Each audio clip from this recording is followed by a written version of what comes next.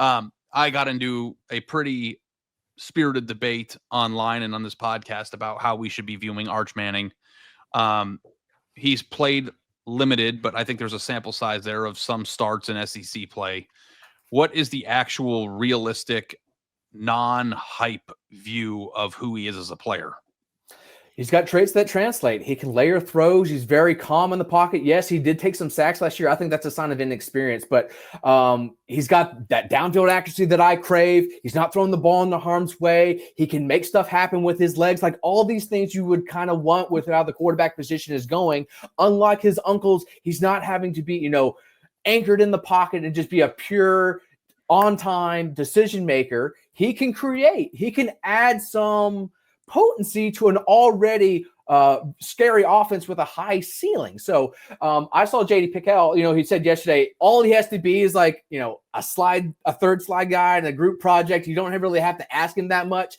I disagree, because Texas had that situation each of the last 2 years, and they did not get where they wanted to go with that title. So he actually has that capability to get them to that next echelon with his playmaking, with his accuracy, and, he doesn't just fall to crap when he's pressured.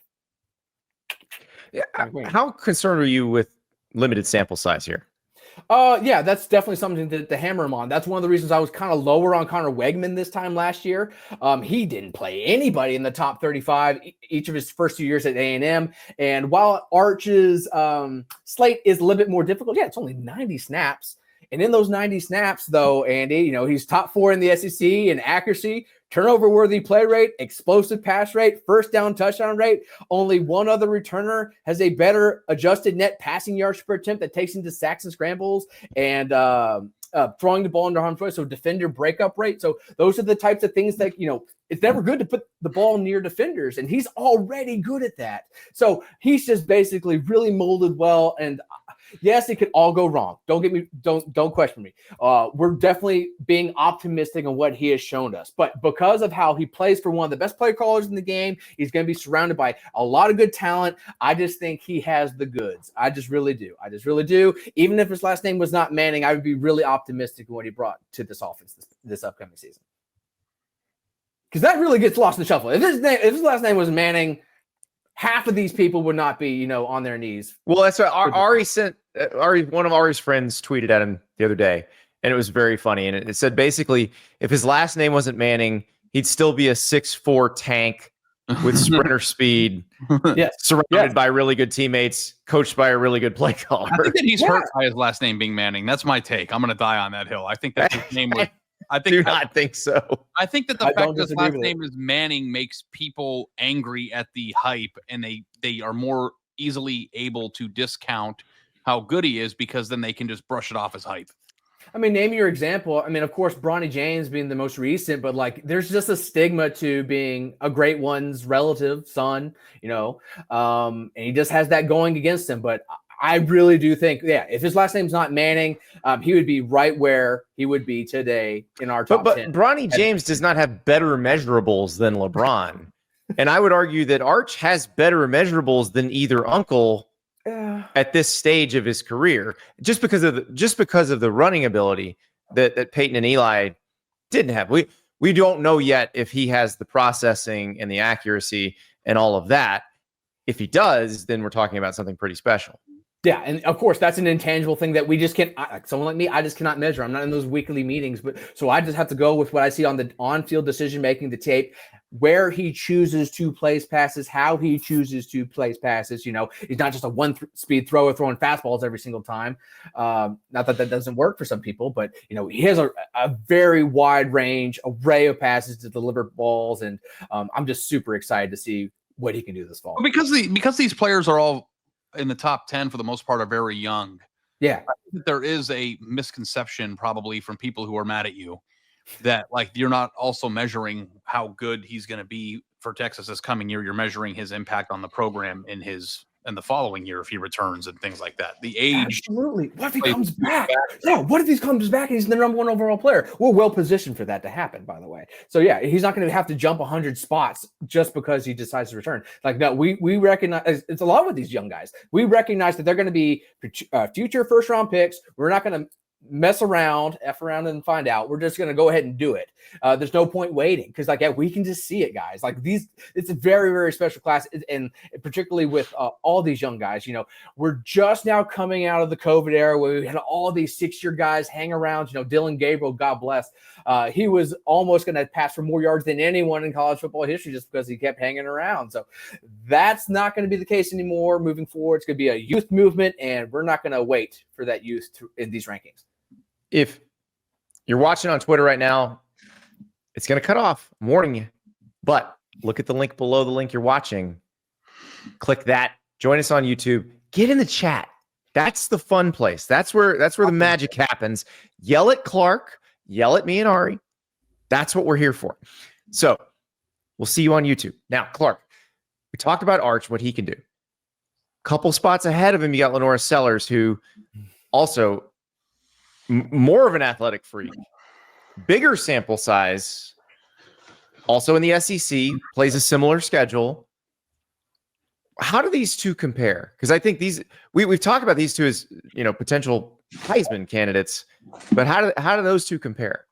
Well, I think Lanorris Sellers is still a little more prudent of a passer. And what do I mean by that? He is not going to necessarily target a throw unless he is very sure he can complete it. So, yes, that does help his raw accuracy and his downfield stuff shine, his catchability shine, because, he's not making these risky throws because he knows he can complete them. But at the same time, holding the ball an extra beat or so invites pressure, and he took a lot of sacks and he erased a lot of sacks, but he still moved backward quite often. I still believe, if my memory is still not too foggy, that South Carolina was one of the best offenses in the SEC moving backwards last year, and that has been a consistent trait under Shane Beamer, no matter who has been calling plays. So that stuff needs to be rectified. But when you're looking at everything else, yeah, the decision making is pretty good. Again, he's not throwing the ball into harm's way. He can erase sacks. He can add a lot of juice with his legs. I mean, just think of the Clemson game and that game-winning play. Oh my gosh, you bottle that game up into an ether. I would sniff that every morning to get out of bed. Boy, that just gets me going.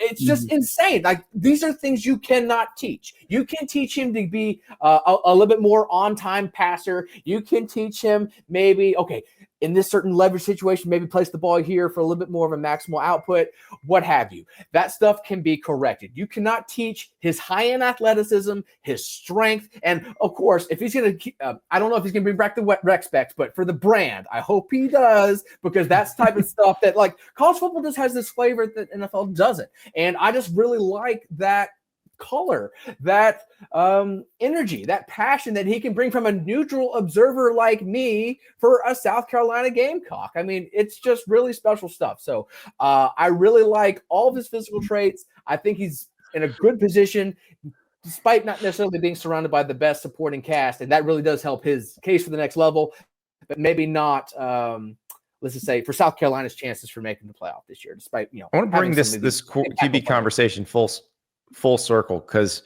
we were talking about Arch Manning in Austin, and we're talking about Lanorris Sellers in Columbia.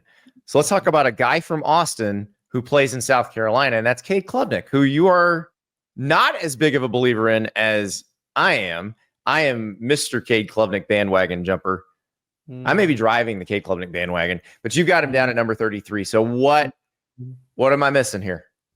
For the unobserved 33, that is one spot outside of our impact 5 stars, meaning I don't think he's going to be a first-round quarterback. And while I may have whispered that part, I'm going to scream this one. Second straight impact study. He has had a negative interceptable to explosive pass ratio. That matters. He throws into harm's way a lot. Now, some of that is because of Clemson's offense. It is very short-oriented, slants, spots, short passing game staples. That's going to really invite the defense to play closer to the line of scrimmage and reduce the space your guys have to operate. So when you're constantly doing that, again, he's a 6'2 guy. He's not immune from batted balls that constantly can be intercepted, whether his fault or his own. It's just a side effect to his operation. And while he may have been targeting deep downfield more than the average passer, again, he was not delivering the explosives that you want. And yeah, you can say, yeah, he has good fluidity, he has good mechanics, he throws a catchable ball, he's poised versus pressure. Against his hardest opponents, he only had a 3.7 yards per attempt as a design rusher with a higher negative run rate than explosive run rate. So that's runs over 10 yards downfield. And he took 15 sacks compared to erasing 14. That's just not, that's a no for me, dog. Hey, they just figured out that he can run. He's erasing more sacks this year. Just wait. Promise. All right. I mean, the things that he does have, he played one of the hardest samples last year. So yeah, he wasn't beating up bad defenses. He was tested plenty. And of course, the main driver why I could be eating a big old slice of wrong pie, if I could say that correctly, was that second half against Texas. That's as impressive as a performance as any passer had last season. If he does that, yeah, he's a top 5 pick. I just have seen a lot more examples of him being disappointing than him being dominant. Sorry, not sorry.